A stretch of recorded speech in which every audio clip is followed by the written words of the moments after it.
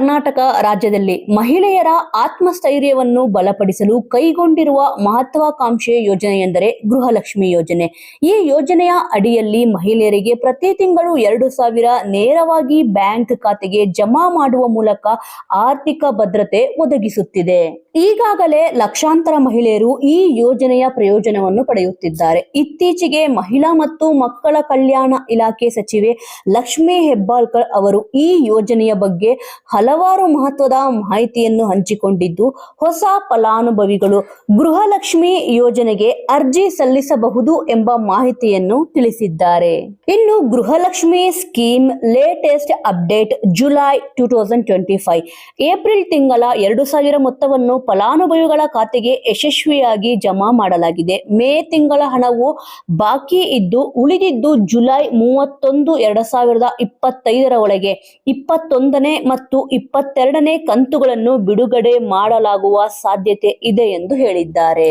ಇನ್ನು ಈಗಾಗಲೇ ಆಯ್ಕೆಯಾದ ಫಲಾನುಭವಿಗಳ ಪಟ್ಟಿಯಲ್ಲಿ ಯಾವುದೇ ಬದಲಾವಣೆ ಇರುವುದಿಲ್ಲ ಎಂದು ಸಚಿವರು ಸ್ಪಷ್ಟಪಡಿಸಿದ್ದಾರೆ.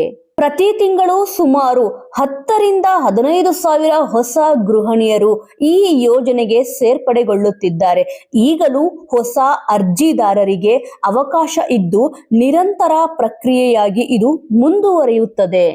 ಇನ್ನು ಮುಂಚಿತವಾಗಿ ಇಲಾಖೆಯಿಂದ ನೇರವಾಗಿ ಹಣ ವಿತರಿಸಲಾಗುತ್ತಿದ್ದು, ಇದೀಗ ಜಿಲ್ಲಾ ಮತ್ತು ತಾಲೂಕು ಪಂಚಾಯಿತಿಗಳ ಡಿಸ್ಟ್ರಿಕ್ಟ್ ಅಂಡ್ ತಾಲೂಕ್ ಪಂಚಾಯಿತಿ ಮೂಲಕ ಹಣ ವಿತರಣೆಯಾಗುತ್ತಿರುವುದರಿಂದ ಸ್ವಲ್ಪ ವಿಳಂಬ ಸಂಭವಿಸುತ್ತಿದೆ. ಇನ್ನು ಹೊಸದಾಗಿ ಗೃಹಲಕ್ಷ್ಮಿ ಯೋಜನೆಗೆ ನೀವು ಸೇರಿಕೊಳ್ಳಲು ಬಯಸಿದ್ರೆ ನೀವು ಈ ರೀತಿಯಾಗಿ ಎಲಿಜಿಬಲ್ ಇರಬೇಕಾಗತ್ತೆ. ಅರ್ಜಿದಾರ ಮಹಿಳೆ ಕರ್ನಾಟಕದ ಕಾಯಂ ನಿವಾಸಿಯಾಗಿರಬೇಕು. ರೇಷನ್ ಕಾರ್ಡ್ನಲ್ಲಿ ಕುಟುಂಬದ ಮುಖ್ಯಸ್ಥೆ ಎಂದು ಮಹಿಳೆ ನಮೂದಿಸಿರಬೇಕು. ಕುಟುಂಬದಲ್ಲಿ ಒಬ್ಬ ಮಹಿಳೆಗೆ ಮಾತ್ರ ಈ ಲಾಭವನ್ನು ಪಡೆಯಬಹುದಾಗಿದೆ. ಅರ್ಜಿದಾರರು ಅಥವಾ ಅವರ ಪತಿ ಆದಾಯ ತೆರಿಗೆನ ಅವರು ಪಾವತಿ ಮಾಡ್ತಾ ಇರಬಾರ್ದು. ರಾಜ್ಯ ಅಥವಾ ಕೇಂದ್ರದ ಇತರ ಅಂತಹ ಯೋಜನೆಗಳಂದ್ರೆ state and central other schemes ಫಲಾನುಭವಿಯಾಗಿರಬಾರದು. ಕುಟುಂಬದ ವಾರ್ಷಿಕ ಆದಾಯ 2 ಲಕ್ಷಕ್ಕಿಂತ ಕಡಿಮೆ ಇರಬೇಕು. ಇನ್ನಿಲ್ಲಿ ಆನ್ಲೈನ್ ಅಲ್ಲೂ ಕೂಡ ಅರ್ಜಿನ ಸಲ್ಲಿಸಬಹುದು. ಆ ಒಂದು ವೆಬ್ಸೈಟ್ಗೆ ಹೋಗಿ ನಂತರ ಆಫ್ಲೈನ್ ಅಲ್ಲೂ ಕೂಡ ಇಲ್ಲಿ ಅರ್ಜಿನ ಸಲ್ಲಿಸಬಹುದಾಗಿದೆ. ಆಫ್ಲೈನ್ ಮೂಲಕ ಎಲ್ಲೆಲ್ಲಿ ಅರ್ಜಿ ಸಲ್ಲಿಸಬಹುದು ಅಂತಂದ್ರೆ ಗ್ರಾಮವನ್ನು, ಕರ್ನಾಟಕವನ್ನು, ಬೆಂಗಳೂರನ್ನು ಅಥವಾ ನಾಡ ಕಚೇರಿಗೆ ಭೇಟಿ ನೀಡಿಬಿಟ್ಟು ಅಲ್ಲಿ ಅರ್ಜಿನ ಸಲ್ಲಿಸಬಹುದು.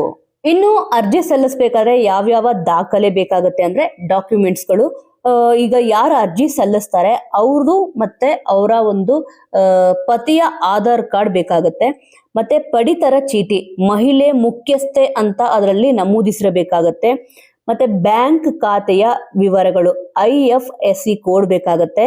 ಆಧಾರ್ ಲಿಂಕ್ ಮಾಡಿದ ಮೊಬೈಲ್ ನಂಬರ್ ಬೇಕು. ಮತ್ತೆ ಆದಾಯ ಪ್ರಮಾಣ ಪತ್ರ, ಜಾತಿ ಪ್ರಮಾಣ ಪತ್ರ, ಸ್ವಯಂ ಘೋಷಣಾ ಪತ್ರ. ಇನ್ನಿಲ್ಲಿ ಮುಖ್ಯವಾಗಿ ಇರಬೇಕಾಗಿದ್ದು ಏನಪ್ಪಾ ಅಂತಂದ್ರೆ ಇಲ್ಲಿ ಯೋಜನೆಗೆ ಅರ್ಜಿ ಸಲ್ಲಿಸಬೇಕಾದ್ರೆ ಯಾವುದೇ ಒಂದು ಶುಲ್ಕನ ತಗೊಳ್ಳಲ್ಲ. ಮತ್ತೆ SMS ಮೂಲಕ ಕೂಡ ಇಲ್ಲಿ ಮಾಹಿತಿನ ಪಡಿಬಹುದಾಗಿದೆ. ಮತ್ತೆ ಇದಕ್ಕೆ ಕೊನೆಯ ದಿನಾಂಕ ಇದು ಇರಲ್ಲ, ಯಾವಾಗ ಬೇಕಾದ್ರೂ ಅರ್ಜಿ ಸಲ್ಲಿಸಬಹುದು.